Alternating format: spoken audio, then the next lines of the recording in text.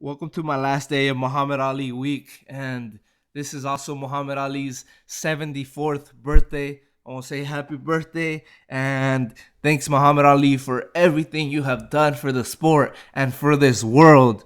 Muhammad Ali did a lot of charity work after he retired. He actually said once he retired that this was the real fight because this was the time that he was gonna go help people in Africa and in all parts of the world.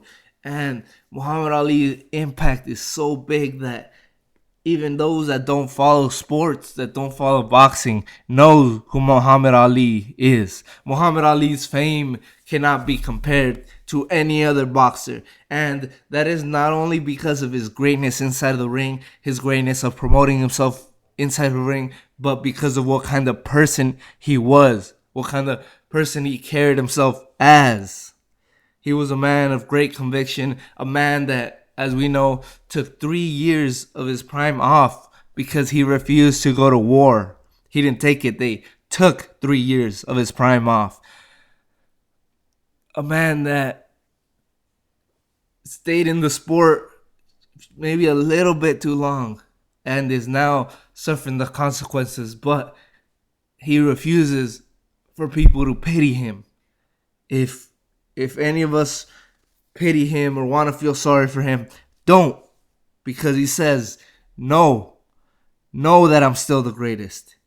He gave us so many great fights, a few that I didn't even cover, against George Chuvalo, against Chuck Wepner, against Joe Bugner, which inspired Rocky.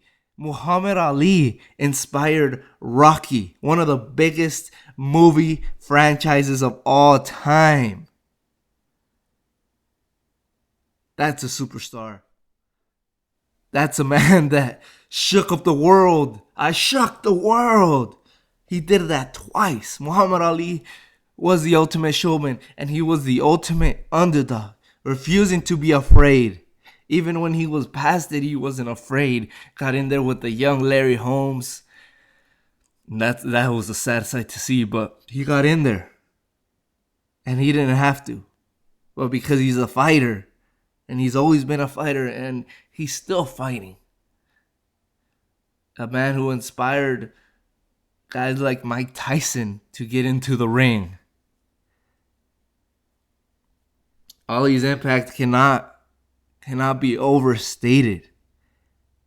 He is one of the greatest boxers to walk into a ring. He gave everything he had